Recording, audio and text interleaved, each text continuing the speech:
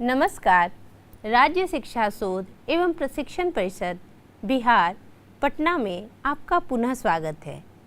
बच्चों, पिछली कक्षा में हमने मातृभूमि नामक अरुण कमल की एक कविता का अंश पढ़ा था।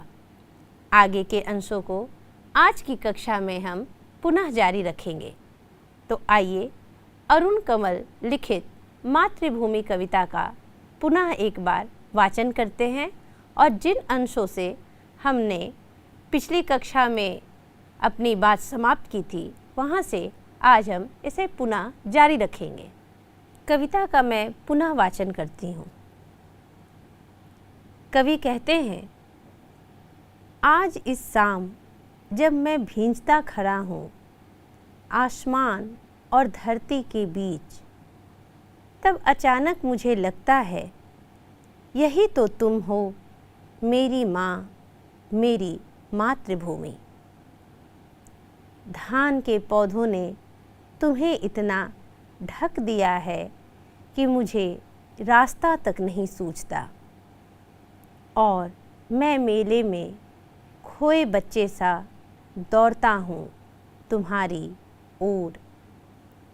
जैसे वह समुद्र जो दौड़ता आ रहा है, छाती के सारे बटन खोले हाहाता, और उठती है शंख ध्वनि कंदराओं के अंधकार को हिलोड़ती।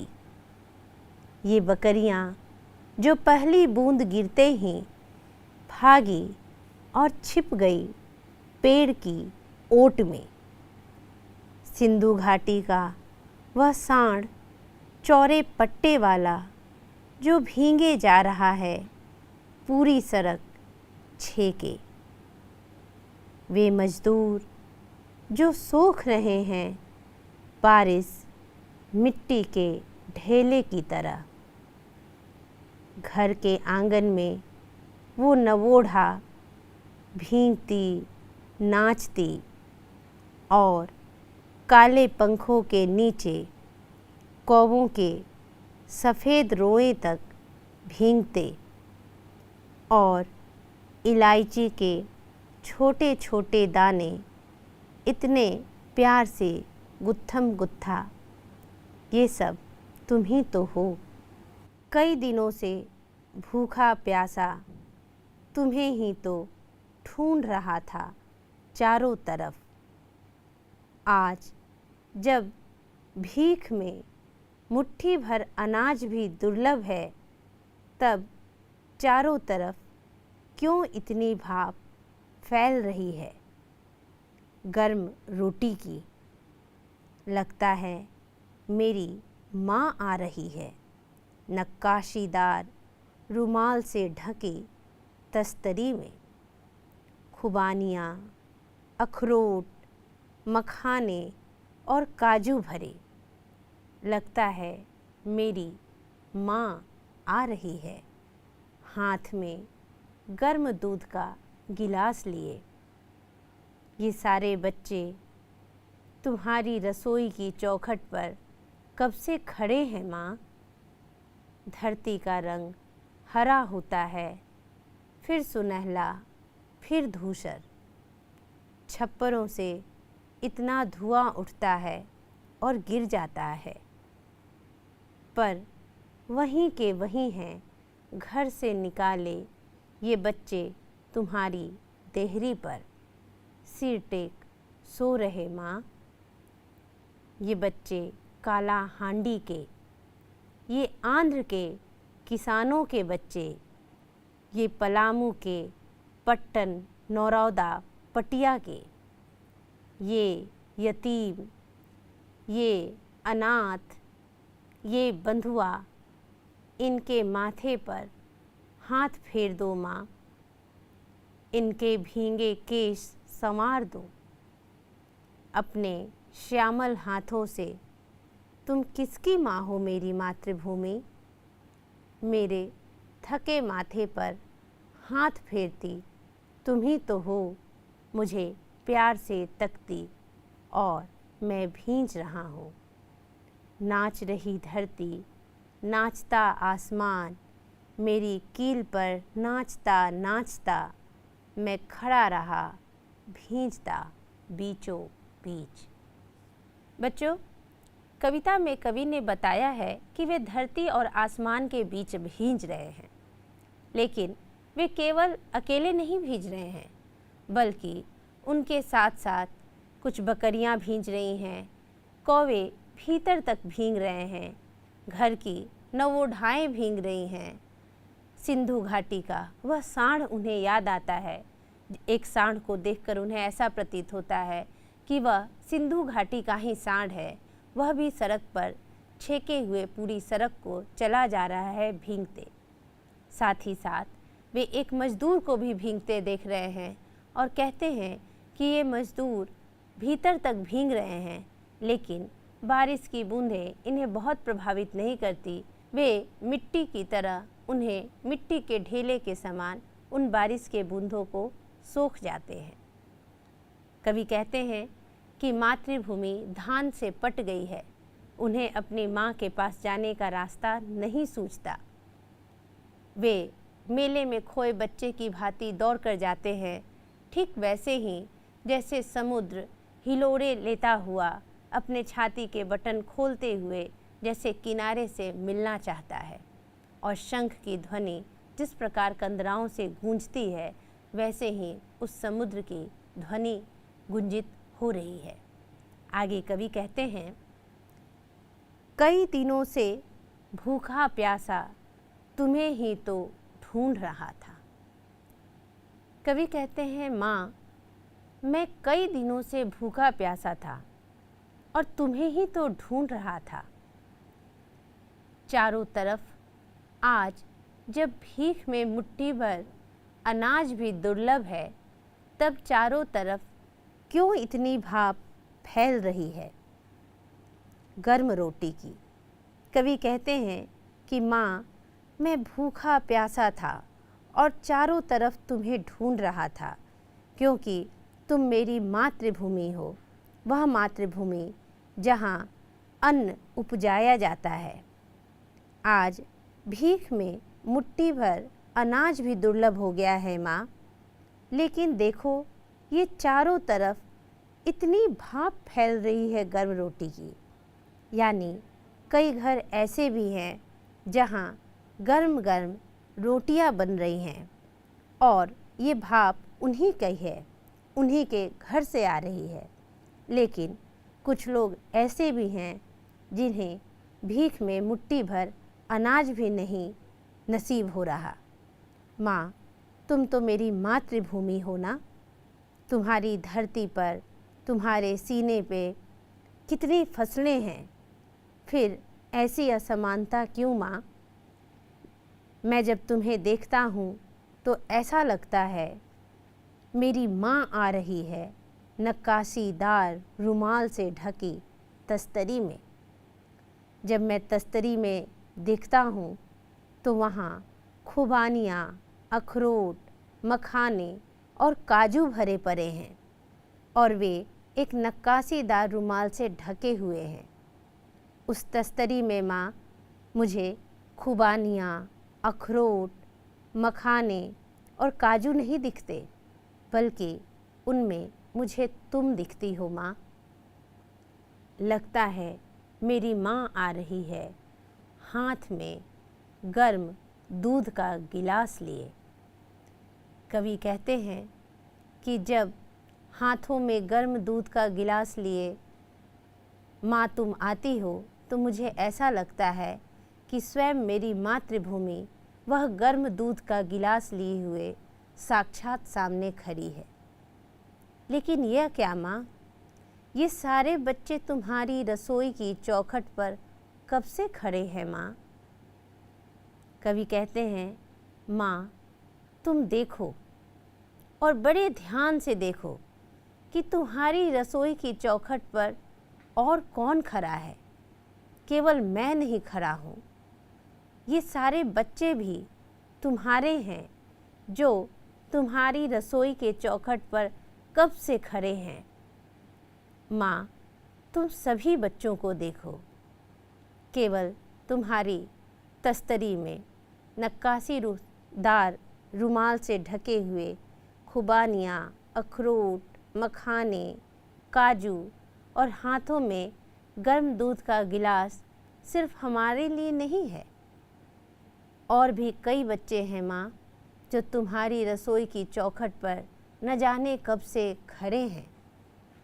धरती का रंग हरा होता है, फिर सुनहला, फिर धूसर। कवि कहते हैं कि पहले फसलें लहलहाती हैं, फिर वह पककर सुनहली हो जाती हैं और फिर काट ली जाती हैं और वह ज़मीन धूसर हो जाती है। कवि कहते हैं कि माँ, तुम्हारी ज़मीन से जो फसलें लहलहाती हैं और पककर सुनहली होती हैं और जब काट कर जिन घरों में वह जाती हैं, वह हर घर को यह फसल नहीं मिलती माँ। यह अनाज सभी बच्चों के हिस्से में नहीं आता। तुम तस्तरी में नक्काशीदार रुमाल में जो खुबानियाँ, अखरोट, मखाने, काजू और गर्म रोटी और गर्म दूध का गिलास लिए खड़ी हो माँ, तो देखो कि केवल तुम्हारे द्वार पे हम जैसे बच्चे नहीं खड़े हैं। तुम्हारी रसोई की चौखट पर और भी कई बच्चे खड़े हैं और न जाने कब से वह अपना सिर टेके वहीं तुम्हारी देहरी पर सो रहे हैं। छप्परों से इतना धुआं उठता है और गिर जाता है, पर वहीं के वहीं हैं घर से निकाले ये बच्चे तुम्हारी देहरी पर। कहते हैं कवि कि माँ, कई घरों की छप्परों से धुआं उठता है और गिर जाता है। धुआं उठने का तात्पर्य है कि कई घरों में गर्म गर्म रोटियां बनती हैं, अन्न मिल जाते हैं, मगर माँ, कुछ बच्चे हैं जो तुम्हारी देहरी पर सिर टिकाए खड़े हैं। वे तुम्हारी रसोई की चौखट पर न जाने कब से खड़े हैं माँ। तुम्हारे अन्न के लिए, तुम्हारी दूध के लिए, तुम्हारी खुबानियाँ, अखरोट और काजू के लिए, तुम्हारे गर्म रोटियों की सुगंध के लिए। माँ, तुम केवल मेरी माँ नहीं हो, तुम इन बच्चों की भी माँ हो माँ। एक बार तुम उन बच्चों की तरफ देखो जो तुम्हारी रसोई की चौखट पर खड़े हैं। कवि आगे कहते हैं, सिर टेक सो रहे माँ ये बच्चे काला हांडी के, ये आंध्र के किसानों के बच्चे, ये पलामू के, पट्टन, नरौदा, पटिया के। कवि कहते हैं कि माँ, थोड़ा अपने बच्चों को पहचानो। केवल मैं तुम्हारी रसोई में नहीं हूँ, जहाँ तुमने इतने सारे पकवान मेरे लिए सजा रखे हैं। उन बच्चों में काला हांडी के बच्चे हैं माँ, जो तुम्हारी रसोई की चौखट पर खड़े हैं, तुम्हारी देहरी पर खड़े हैं। आंध्र के किसानों के बच्चे तुम्हारी प्रतीक्षा में खड़े हैं। ये पलामू के, पट्टन, नरौदा, पटिया के बच्चे। कवि कहते हैं कि ये काला हांडी के बच्चे हैं। काला हांडी जो कि उड़ीसा का एक क्षेत्र है, जहाँ की ज़मीन ऊसर है, वहाँ पानी का तल नीचे है, वहाँ जीवन बहुत दूभर है। यह स्थान भूख से मरने वाले निवासियों का पर्याय बन चुका है। ऐसी जगह है काला हांडी। तुम्हारी देहरी पर माँ, केवल मैं नहीं खड़ा, मुझ जैसे बच्चे नहीं खड़े, बल्कि काला हांडी के भी बच्चे खड़े हैं। आंध्र के किसानों के बच्चे खड़े हैं माँ। वे बच्चे जो आंध्र में कृषकों के घर में जन्म लिए, किंतु उन्हें अन्न नसीब नहीं है। किसानों के लिए जीवन और भी दुभर हो गया है। खेती से उन्हें कोई आय नहीं होती। वे बच्चे अपने ही घर में अन्न उपजाने के बावजूद अन्न को खा नहीं सकते, अन्न को पका नहीं सकते। ये बच्चे केवल आंध्र और काला हांडी के ही नहीं हैं माँ। अपने बच्चों को पहचानो माँ, ये बच्चे पलामू के हैं, पट्टन नरौदा पटिया के बच्चे। वह पलामू जहाँ नक्सल है, नक्सलियों का क्षेत्र है, जहाँ जंगल है, यहाँ के भी बच्चे अन्न के अभाव में भूखे तुम्हारे दर पर कब से खड़े हैं माँ। क्या तुम इन्हें नहीं पहचान रही हो? पहचानो माँ, ये यतीम, ये अनाथ, ये बंधुआ, इनके माथे पर हाथ फेर दो माँ। कवि कहते हैं कि माँ ये यतीम हैं। यतीम यानी बेसहारा, इन्हें तुम सहारा दो माँ। ये अनाथ हैं, इनके आगे पीछे कोई नहीं है माँ। ये बंधुआ है माँ, बंधुआ जो मामूली कर्ज के बदले में पराधीन बेगारी की ज़िंदगी जीने के लिए अभिशप्त होते हैं।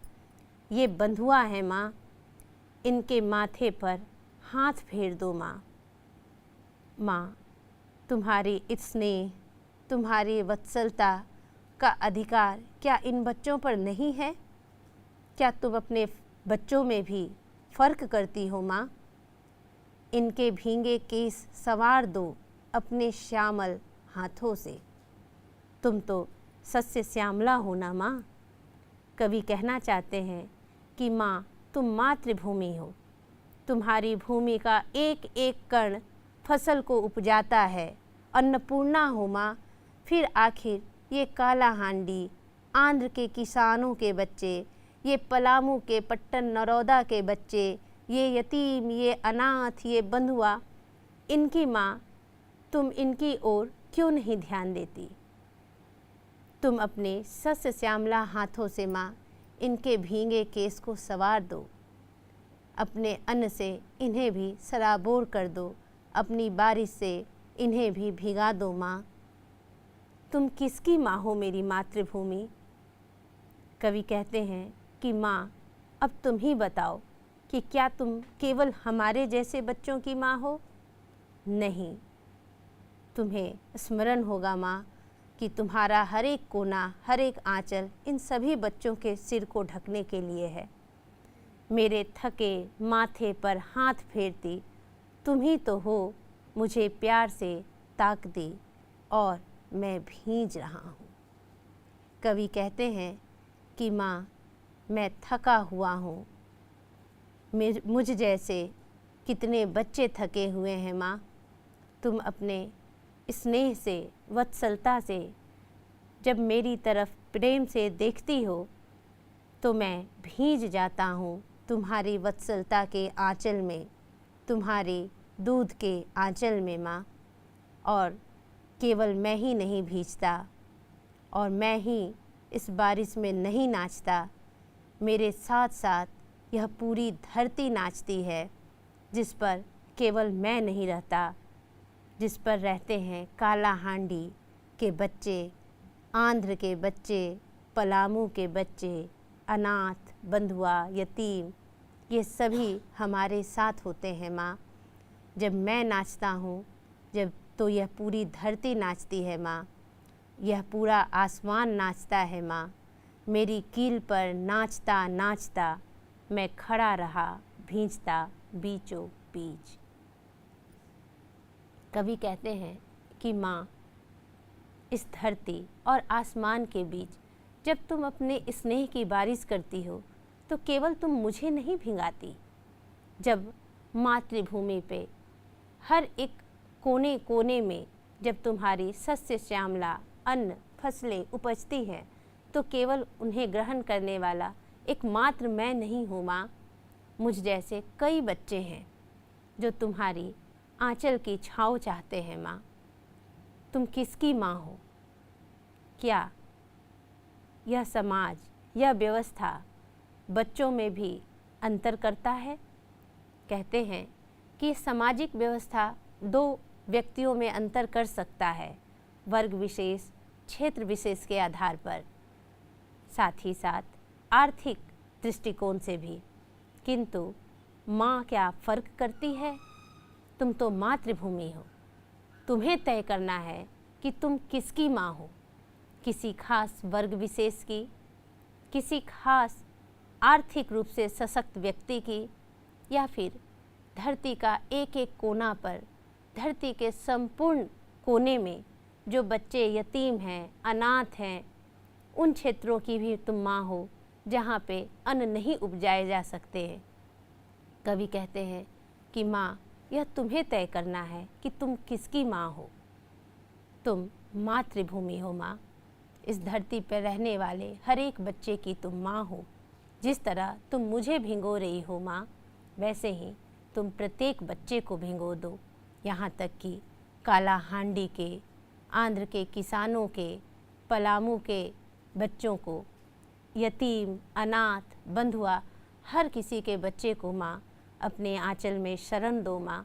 अपने अन्न से, अपने सस्य श्यामला से सबको पल्लवित करो माँ, सबको पुष्पित करो। बच्चों, हमने कविता को पढ़ा और कविता के अर्थ को जाना और साथ ही साथ गूढ़ अर्थों को भी जाना। चूँकि अरुण कमल का एक परिचय ही है कि वे खेतों और बधारों के कवि हैं, साथ ही साथ वे जन साधारण की बात करते हैं। हमने पढ़ा था कि अरुण कमल की लेखनी में एक शालीनतापूर्वक विद्रोह है। जब वे कहते हैं कि तुम किसकी हो माँ, तो यहाँ वे सवाल करते हैं इस समाज से, इस व्यवस्था से, कि कहीं बहुत अधिक है और कहीं बहुत कम। आखिर ऐसा क्यों है? कुछ लोग के जीवन में अभाव ही अभाव है और कुछ लोगों के जीवन में संपूर्णता से वे भरे पड़े हैं। ऐसी विषमता, ऐसी विपन्नता क्यों फैली हुई है चारों तरफ? वे समाज और व्यवस्था का विद्रोह करते हैं बहुत ही शालीन तरीके से, और इस समस्या का समाधान स्वयं मातृभूमि पर छोड़ देते हैं। वे बताना चाहते हैं कि ये मातृभूमि बटी हुई नहीं है, ये सभी के लिए है, सभी के लिए। तो बच्चों, हमने संपूर्ण कविता को पढ़ लिया है, उसके अर्थ को भी जान लिया है, साथ ही साथ कुछ गूढ़ अर्थ भी थे, कुछ समसामयिक बातें भी थी, उन सभी पे हमने ध्यान दिया और सब पर एक एक करके हमने चर्चा की। कविता बहुत ही मार्मिक तरीके से समाप्त होती है। जितने ही उत्साह से कविता शुरू होती है, कविता का समापन उतनी ही मार्मिकता के साथ होता है और कई प्रश्नों को वह हमारे बीच छोड़ जाता है। तो बच्चों, हमने कविता को पढ़ लिया है। आइए इस कविता से संबंधित कुछ महत्वपूर्ण बिंदुओं को जानें। स्क्रीन पर आपको कुछ महत्वपूर्ण बिंदु दिखाई दे रहे होंगे, जिनमें सबसे प्रमुख बिंदु है माँ एवं मातृभूमि की छवियों का एकाकार।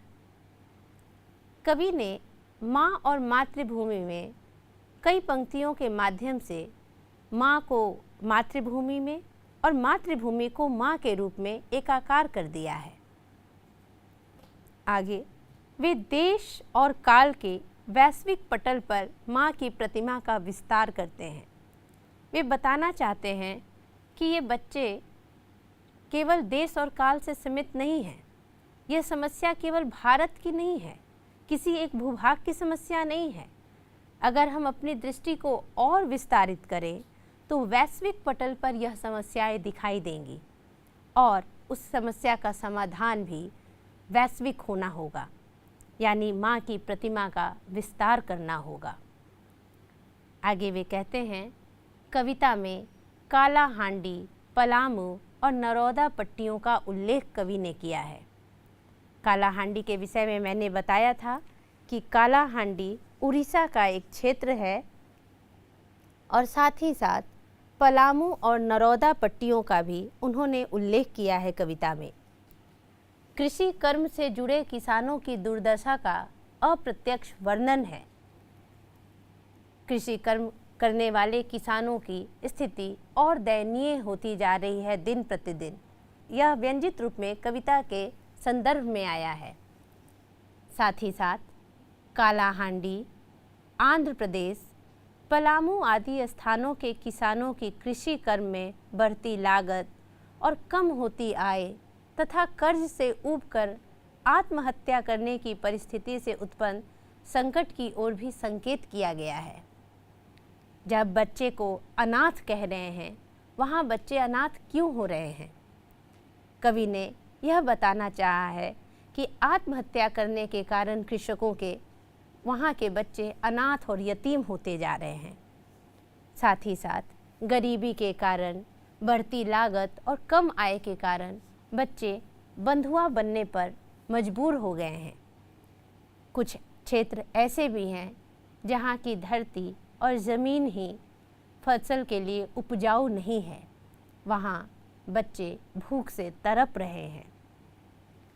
आगे के महत्वपूर्ण बिंदु में देख सकते हैं, भूखे किसान, यतीम, बंधुआ और अनाथ का रूप बनते जा रहे हैं। समसामयिक कविता का यह एक दुर्लभ उदाहरण है। आगे के महत्वपूर्ण बिंदुओं में हम देखेंगे कि निराशा एवं अभावग्रस्त जीवन में आशा रूपी किरण का प्रकाश। कविता को जब हम पढ़ते हैं तो प्रतीत होता है कि केवल समस्या नहीं है, कहीं ना कहीं समाधान की एक किरण भी दिखाई पड़ती है। जब पंक्ति में कवि कहते हैं कि माँ तुम इन बच्चों के भी सिर पर हाथ फेर दो, इनके भी केस संवार दो माँ, तब यहाँ कहीं ना कहीं एक आशा की किरण दिखती है।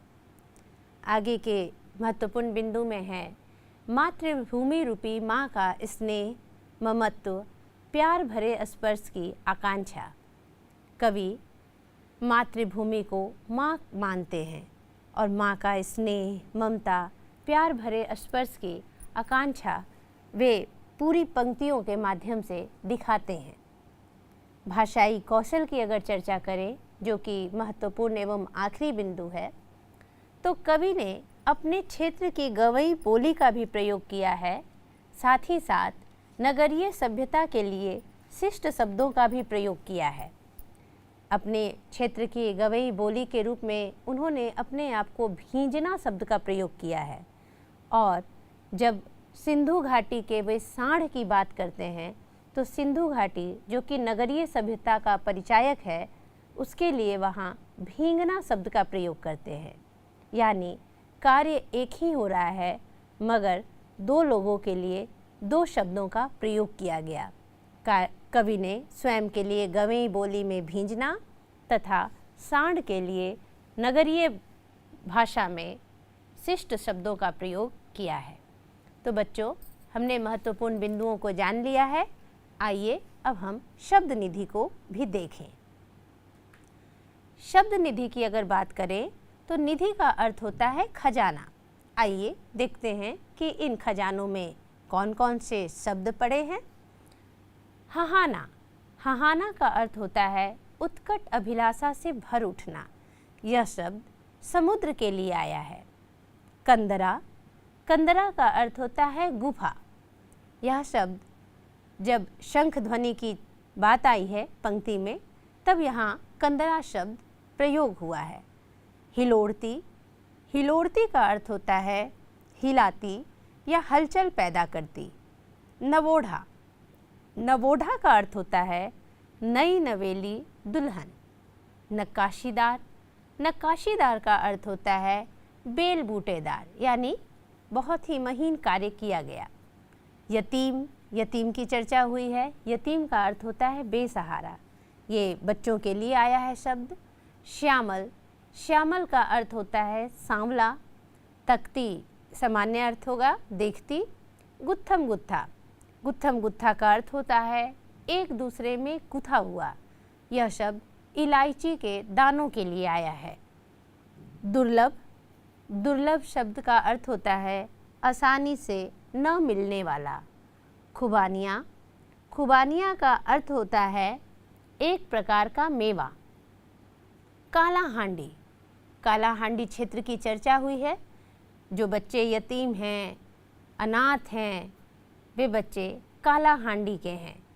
कालाहांडी उड़ीसा का एक क्षेत्र जहाँ की ज़मीन ऊसर है, वहाँ पानी का तल नीचे है, वहाँ जीवन बहुत दुर्भर है। यह स्थान भूख से मरने वाले निवासियों का आज पर्याय बन चुका है। बंधुआ की चर्चा की गई है। बंधुआ हम किसे कहते हैं? जो मामूली कर्जे के बदले में पराधीन बेगारी की ज़िंदगी जीने के लिए अभिशप्त हैं, उन्हें बंधुआ कहते हैं। तो बच्चों, आज की कक्षा में हमने कविता के अर्थ को जाना, साथ ही साथ कुछ महत्वपूर्ण बिंदुओं पर हमने चर्चा की।